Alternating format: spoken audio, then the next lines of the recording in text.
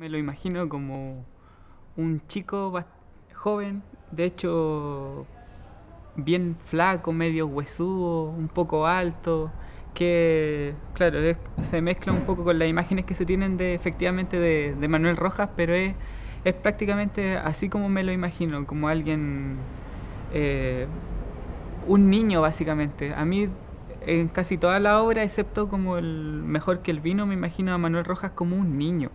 Es como un niño sensible frente a muchos contextos hostiles, pero son contextos hostiles en donde cada manifestación como de belleza o de amor se maximizan más por el hecho de no ser tan constantes. Entonces como que me imagino que el niño Aniceto se ve enfrentado como a vivir en un medio bastante difícil, si se quiere entenderlo de alguna forma, pero que a su vez es lo que lo marca y lo transforma en alguien fuerte también, porque de hecho en textos como autobiográficos de Manuel Rojas, él siempre destacaba con orgullo que a sus 20 años había vivido muchas vidas.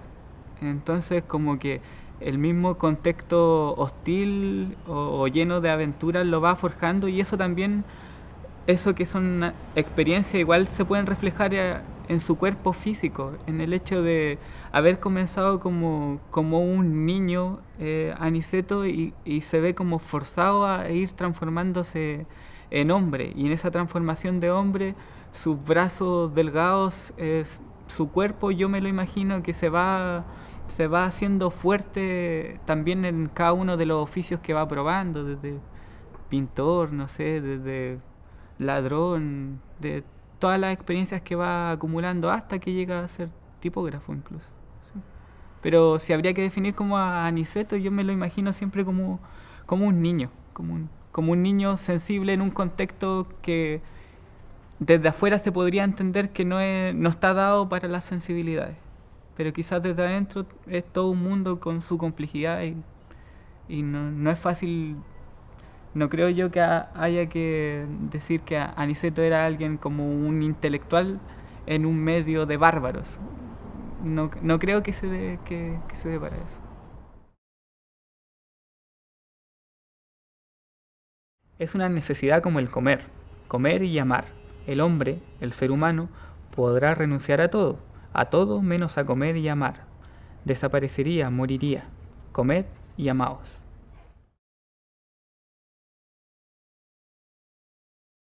En un viaje que es como el viaje que enfrentamos todos, solo que a él le correspondió en ese contexto, de ser un niño pobre que las casualidades y los accidentes de la vida lo pusieron en contacto con sensibilidades profundas del ser humano, pero también con las letras, por ejemplo, y todo el mundo que se abrió para él con las letras en un contexto que no estaba acondicionado para una persona con esos intereses. Entonces, por eso su oficio como de escritor, lo menciona en alguna de sus obras, lo hacía prácticamente en silencio, a escondidas, en los bolsillos acumulaba los papeles, los borradores que hacía siempre, no lo andaba mostrando, no, generalmente, no sé.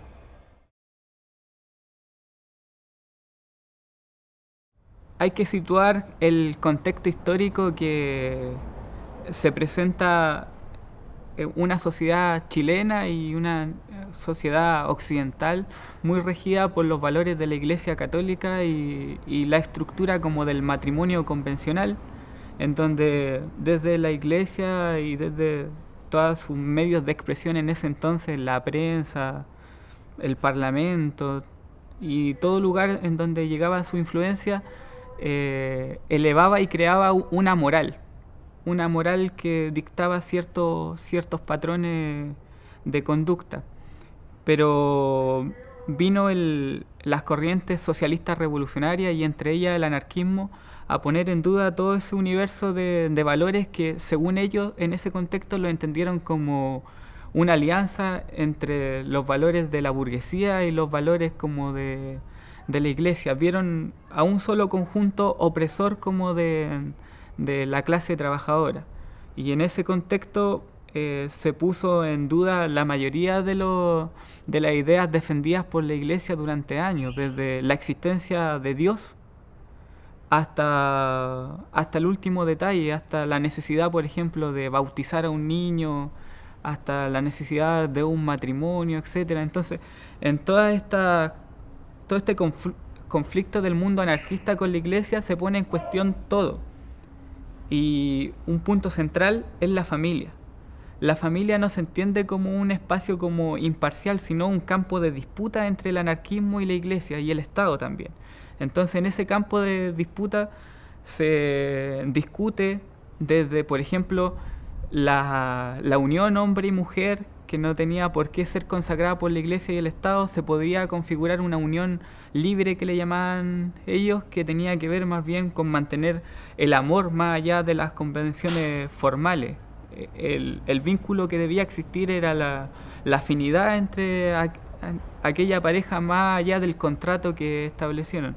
Pero no llegaba hasta allí esa disputa. También al momento de tener hijos, lo que llamaban ellos la procreación consciente, el de no tener tantas guaguas, porque al tener muchos bebés se aumentaba el ejército de reserva del capital, iban a haber más mano de obra, entonces el patrón iba a explotar más a los trabajadores. Eso también estaba en la cuestión de la familia. También, por ejemplo, se elegían muchos nombres para los bebés, para estas nuevas generaciones, que hicieran alusión como a la idea de revolución o a la idea de la nueva sociedad. Y eso también, esos pequeños detalles eran toda una revolución cultural. De hecho, en Sombras contra el Muro, si mal no recuerdo, ejemplifica el caso de ese anarquista, que Montano era el apellido, que quiso ponerle a su hijo Bakunin, pero su señora en secreto le puso Bakunin de las Mercedes, etcétera, etcétera. Y eso se da mucho acá en Chile. Hay una innumerable cantidad como de niños y niñas que se llamaron Armonía, Aurora, Acracia, Aurora de la Anarquía, hay un caso, y así hay con la idea de transformar la familia según los cánones del anarquismo. Y volviendo como a la pregunta inicial, claro, la noción que tiene el anarquismo del amor es una invitación hacia el desarrollo de las afinidades, más allá como de las convenciones y del papel, más allá del amor forzado, porque en ese entonces se hacía la crítica a, a que el matrimonio era más bien un contrato de intereses, en donde hasta ese entonces todavía en Chile se pagaban, por ejemplo, las dotes para casarse. Había una serie de prácticas que son cuestionadas por el anarquismo. De hecho, es que el anarquismo no se puede desligar de su realidad histórica y de la realidad social en la cual germinó. Y germinó acá en Chile en los sectores más bajos, en donde, por ejemplo, el matrimonio era una cuestión muy extraña. Lo que más se daban eran hijos que se le llaman ilegítimos o madres solteras, etcétera. Esa es la dinámica que es también la dinámica de la formación del Estado chileno, básicamente desde el siglo XIX, con la cantidad de lo que Gabriel Salazar destaca, la presencia del niño guacho como constitutivo de la historia de Chile. Bueno, ese es el contexto que alberga a los anarquistas de Chile. Entonces, al criticar los valores de la Iglesia, lo están criticando también porque son impracticables en la vida cotidiana de los pobres, con, con estas dinámicas del amor más allá de las convenciones. Bueno, Aniceto, y no solo en ese periodo, sino como Manuel Rojas en toda su obra, la mujer es más bien es quizás es un poco pesado decirlo, pero es como una parte del paisaje de la obra de Manuel Rojas. Eh, no sería tan tajante decir que no hay ningún personaje mujer que tuviera voz propia, pero si es que la hay, son muy pocas y muy poco relevantes en comparación con la cantidad de hombres que están en las historias de Manuel Rojas. Y en este caso, Aniceto también su visión de la mujer está muy permeada, bueno, por la visión del autor, desde luego, pero también por las propias experiencias y los propios tipos de mujeres que se va encontrando. Las mujeres que se va encontrando no son las de esta sociedad católica con su moral estricta, etcétera, etcétera. Se va encontrando con mujeres del pueblo, en donde como los valores como burgueses o cristianos están relativizados. Y no solo en términos de la mujer, sino del hombre y de todas las relaciones afectivas que se dan allí. Entonces, las visiones de la mujer me da la impresión varían, bueno, en primer lugar, según las experiencias que le toca vivir, y también están permeadas por el tipo de mujeres con el que se encuentra, que en todo caso, insisto, parecen ser no tan relevantes en el desarrollo de la experiencia general de Aniceto. No así con Mejor que el vino y en esta experiencia en que ya es más hombre, forma familia y esas cosas en los términos occidentales, hijos, etcétera. Pero en lo que es la experiencia, toda anteriormente la mujer eh, cumple o presenta, se manifiesta muy secundariamente en Manuel Rojas. So- las descripciones hacen unas muy interesantes descripciones, pero siempre son en función de los hombres que se encuentran. No sé, tal mujer que es la señora de este zapatero, tal mujer que es la señora de esto, o tal mujer que me miraba así en la estación de tren, etcétera, etcétera. Pero es en función de mí o en función del esposo de esa mujer. Pues no hay muchas experiencias como de una mujer con un carácter autónomo y digno de admiración por sí mismo, como ve, por ejemplo, Aniceto al filósofo, a Christian, etcétera, etcétera, que los ve en su particularidad, más allá de su relación con los otros seres. Y ese ejercicio no parece estar o manifestarse mucho con mujeres. Ellas no tenían muy grandes ambiciones, y así como las muchachas de las clases superiores se conformaban con un empleado de banco, ellas aceptaban hasta aseadores, mozos. No eran mucho más empingorotadas, sirvientas, trabajadoras de fábricas de calzado o de tejido, aparadoras, cocineras de restaurantes populares o meseras. Un maestro estucador era un sueño y un zapatero de zapato de mujer sobrepasaba toda imaginación.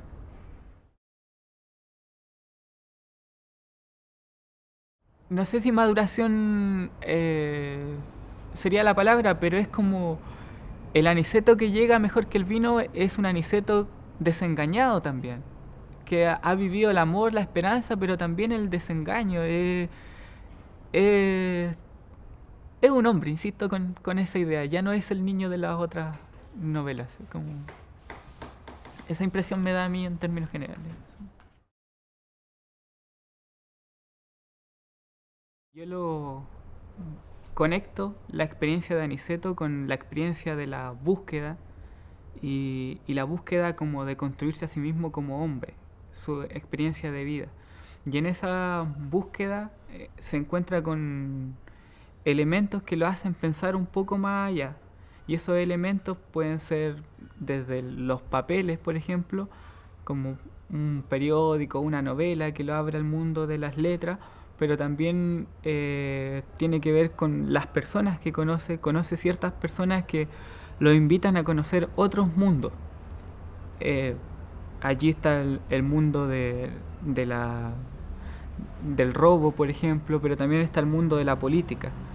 Y así también se encuentra con otras personas que le muestran los impulsos como de la libertad, por decirlo de alguna forma. Quizás su propia experiencia lo conectan con la búsqueda de la libertad, pero llega un determinado momento en que se encuentra con personajes, con tipos, que lo hacen repensar esa búsqueda y le abren todo un campo en donde ya se le pone nombre quizás a esa búsqueda por la libertad, y algunos le llamarán el anarquismo, por ejemplo, que es la experiencia personal de Aniceto, en donde ese camino, esa experiencia tiene un norte que tampoco es algo que se sepa a ciencia cierta que es algo cuadrado. Él no imagina ni la libertad ni el anarquismo como un lugar en donde todos se van a comportar de tal o cual manera. De hecho, él lo pone una y otra vez en sus textos, que el anarquismo o esta búsqueda de la libertad es más bien un impulso, un deseo le llama él, un deseo inclasificable, eh, un deseo que lo hace dudar de todo. Hay que pensar que Aniceto no cree en Dios, y eso mismo lo hace pensar, por ejemplo, los fenómenos de la naturaleza más misteriosos aún, porque él tampoco maneja el lenguaje de la ciencia. Él, por ejemplo, en el mar, en el viento, en las montañas, si no está Dios, y tampoco puede leerlo como en la ciencia, está lo inclasificable y está como lo maravilloso, y algo así, algo sin explicación, es lo que se imagina él por anarquismo. Y se conecta, fue una práctica bastante recurrente entre algunos anarquistas de principios del siglo XX, el cantar a los elementos. Hay mucho, no sé si mucho, pero hay varios relatos y algunos libros de poemas de zapateros anarquistas que le hacían oda al sol, oda al viento, oda al mar, porque insisto, ya no tenían al Dios de los cristianos y tampoco todavía tenían muchos de ellos la herramienta como de la ciencia para explicárselo todo lógicamente, sino tenían más bien un impulso a creer en algo, porque de hecho González Vera, que fue el mejor amigo de Manuel Rojas durante muchos años y hasta el final prácticamente, en uno de sus textos pone, el anarquista no cree en Dios, pero lo que ama, lo ama religiosamente. Entonces igual no habla como de una nueva fe, una fe en algo que no se explica del todo, porque insisto en que el anarquismo no lo imagina como algo cerrado, como solo tiene ideas vagas de lo que podría ser. No sé, allí no habría hambre, todos tendrían con qué vestirse, el amor no tendría que prostituirse, etcétera, etcétera. Es más bien un impulso, una manera de buscar lo que interpreta como el anarquismo. Pero algo que no se explica, pero aún así que se cree con fe. Y allí se enfrenta a Aniceto a todos los tipos de anarquistas, porque él llega a un medio en que se enfrenta en primer lugar a las variedades y a las distintas maneras de ser hombre o ser mujer. Están las personas, no sé, que pueden matar por quedarse con la posesión de otro, pero a su vez están las personas que no están ni siquiera interesadas en trabajar para enriquecerse. Hay otras personas que solo quieren ayudar, etcétera. Otros que quieren practicar el esperanto, que ese es su deseo más puro. Entonces se enfrenta como a una variedad de tipos de personas y a su vez cae donde un pequeño mundo que son los anarquistas chilenos en ese entonces.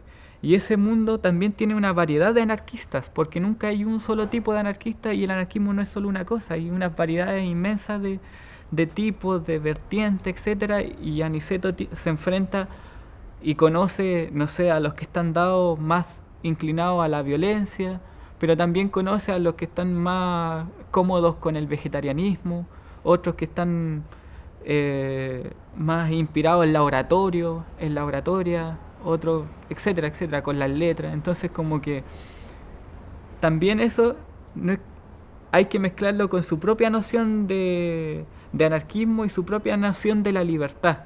Y volviendo al tema de la pregunta, al horizonte. Él lo que está viendo en el horizonte es algo que no se explica, es algo de múltiples significados, pero es sin embargo algo que busca y hacia lo que quiere ir, con la fe de los que ya no creen en Dios, pero creen en algo.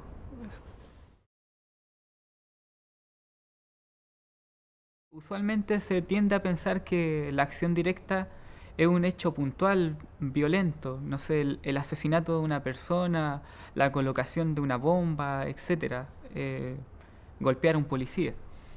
pero la acción directa es mucho más que eso y tiene que ver con toda una visión de la vida, del mundo, en que se invita a las personas a responder y a resolver por su propia cuenta, es decir, sin recurrir a intermediarios, sean estos partidos políticos, autoridades, etcétera, eh, y, y así, por su propia cuenta, con sus propias capacidades, resolver todos los problemas de la vida, ya sea, no sé, en la salud, acción directa sería dejar de recurrir a los espacios del Estado, a los hospitales y generar sus propias instancias en donde resolver este problema. Así, por ejemplo, los anarquistas chilenos sostuvieron un policlínico desde el año 23 a los años 50, que duró más de 30 años, en donde ellos mismos se daban salud entre las propias familias proletarias, sin recurrir a ayuda estatal.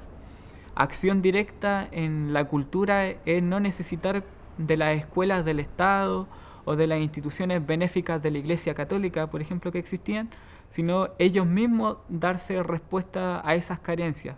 Por ejemplo, a través de la fundación de bibliotecas, de los llamados centros de estudios sociales, en donde se hacían clases nocturnas para obreros, pero también se hacían charlas, se hacía teatro, etcétera, etcétera. Son distintas manifestaciones en donde ellos, según sus propias capacidades, responden a la,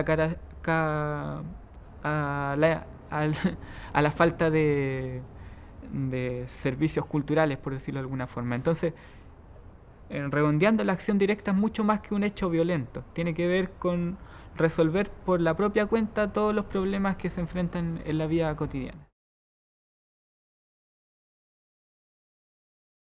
En la obra como de Manuel Rojas y en la tetralogía hay una cantidad bastante amplia de personajes que efectivamente existieron. En algunos casos, por ejemplo, con los escritores les cambia los nombres. No sé, está José Santos González Vera, eh, está José Domingo Gómez Rojas, que era un poeta y que muere trágicamente el año 20, pero también están otros personajes como Julio Rebocio, que era un propagandista ítalo-peruano chileno del norte que vino a Chile a hacer propaganda, se instaló acá en Valparaíso, se suicida en algún momento y Aniceto lo juzga porque se suicida por una mujer. Es interesante el ejercicio que hace allí porque está reproduciendo sus propios sentires sobre la situación y sobre el amor. Hay alguien que podría, o sea, no solo alguien, muchas personas podrían entender que la tetralogía es un texto, por decirlo de alguna forma, ahistórico y geográfico en el sentido de que podría desarrollarse en cualquier parte del mundo, dado que no hay fecha de tal y cual cosa, no hay presidente, no hay cómo conectarlo supuestamente a la historia de Chile, por ejemplo, en este caso. Pero yo discrepo de eso y pienso que toda esta tetralogía y Sombras contra el Muro también son textos profundamente históricos y que claramente no se pueden leer ni entender en otro contexto que no fuera el de Chile, en este caso, de principios del siglo XX.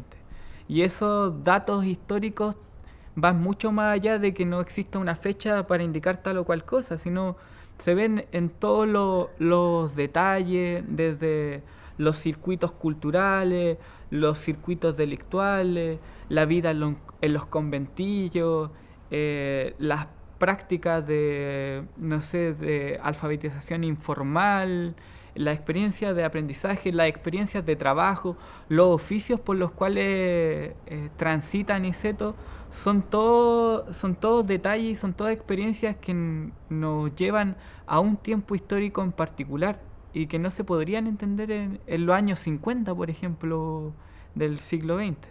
Eh, en ese sentido, insisto que la obra, la tetralogía es fundamentalmente histórica.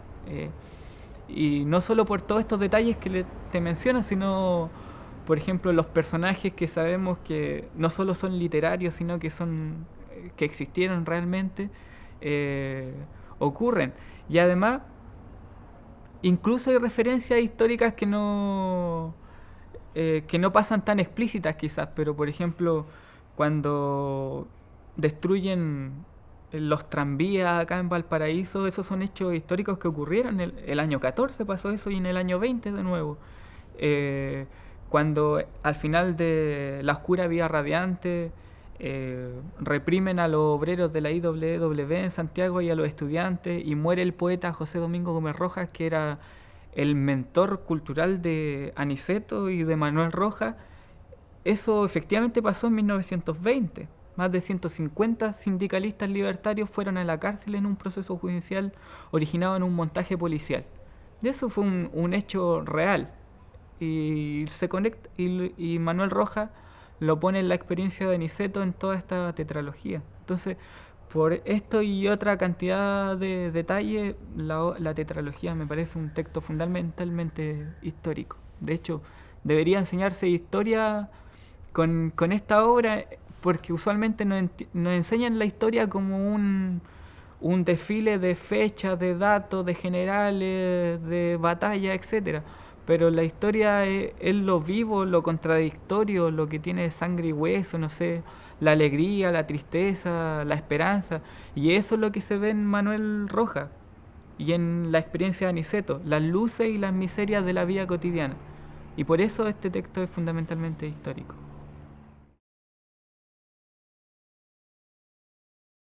En el tiempo, en la batalla del tiempo. En Hijo de Ladrón, por ejemplo, al final hace toda una reflexión en torno a, dice él, denme tiempo, solo tiempo.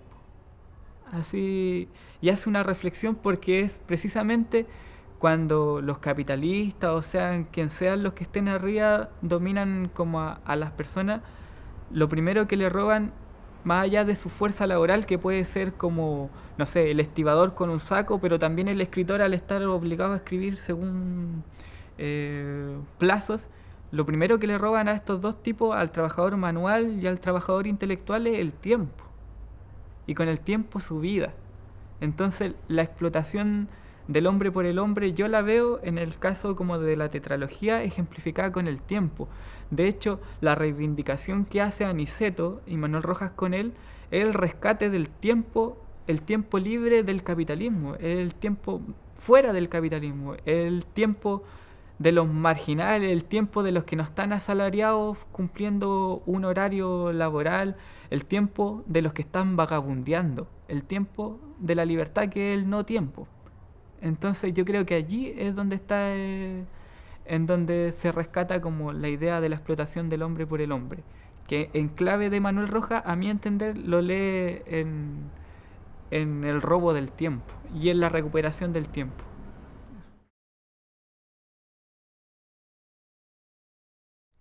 Wagner puede ser una metáfora de él mismo, incluso de Manuel Rojas, y que no se atreve a ponerlo en la clave de el personaje de Aniceto. De hecho, Wagner era uno de los seudónimos que usó Manuel Rojas en el periódico La Batalla, que fue el periódico anarquista en el que él participó en Santiago del año 12 al 16. Y Wagner, en el personaje de Wagner se pone la búsqueda de esto que no está completo, de esto que es más bien un deseo. De hecho, pone el ejemplo de que Wagner cuando se va a la roca y escucha y se pone a cantar y no quiere que nadie lo escuche y que algo como eso se imagina que es la libertad. Yo creo que ahí Manuel Rojas y con Aniceto incluido se está imaginando a él mismo y la propia visión que él guarda del anarquismo. Entonces, pienso yo que Wagner es como un chivo expiatorio que tiene Manuel Rojas, que hace algo que no lo pone al final explícitamente en la boca de Aniceto, pero su propio como deseo de algo que no sabe exactamente qué es, lo refleja en Wagner y se refleja él mismo a través de Wagner. Yo creo que esa es como una definición magistral que hace Manuel Rojas del propio sistema capitalista por una parte y de la propia impotencia o visión como de Aniceto, que ahí insiste como en la idea de posibilidad. Lo del otro lado no se sabe qué es, pero se sabe que es algo bueno. No se sabe qué es, pero se sabe que es algo bueno. Pero también muestra la impotencia de Aniceto en el sentido de que ver por una parte de que los que están arriba y los que impiden pasar al otro lado no van a soltar su posición por las buenas. Es decir, hay que hacer algo más allá de las palabras. Pero el propio Aniceto, a través de estas novelas, se muestra no contrariado, no condena moralmente a los que prefieren las armas, por ejemplo, para luchar. Pero él no se siente cómodo en esos espacios. De hecho, en la autobiografía que hace, eh, señala explícitamente que las circunstancias de la vida y mi deseo de viajar me alejaron, y hace como un paréntesis, felizmente, de estas personas que iban a asaltar bancos en ese entonces. Entonces como que eso nos hace reflexionar. Él está súper claro de que los ricos, los poderosos no los van a dejar disfrutar del paraíso en la tierra por las buenas o por las palabras, que es donde él se siente cómodo. Pero al mismo tiempo no encuentra mayor afinidad con estos que prefieren las armas. Entonces, en esa situación intermedia de impotencia es la cual termina Aniceto y con él Manuel Rojas. Yo creo que en esta etapa ya se encuentra con los últimos anarquistas también, con los cuales se siente más en afinidad, que son aquellos más ligados como a las letras, a la escritura, al arte, al teatro. Entonces, me parece que de toda la gama de anarquistas, por ejemplo, que se encuentra, acá ya acaba de pintar su cuadro. Entonces, por eso me parece que tal vez su propia formación como de anarquista se cierra con la oscura vía radiante, que si lo conectamos como al tiempo histórico de Manuel Rojas y a lo que refleja allí, es precisamente donde se acaba también la participación activa de Manuel Rojas como anarquista. Él como hasta los últimos años de la segunda década del siglo XX participa abiertamente como anarquista en sus medios, pero de ahí en adelante desaparece su vinculación explícita. De hecho, en los años 50 recién a través del grupo Babel manifestará, no sé, la ayuda económica hacia los anarquistas, etcétera. Y quizá en todo ese tiempo también le ayudó de otras formas, pero de manera abierta, explícita, su participación anarquista acaba como en estos días, que son los días de la oscura vía radiante.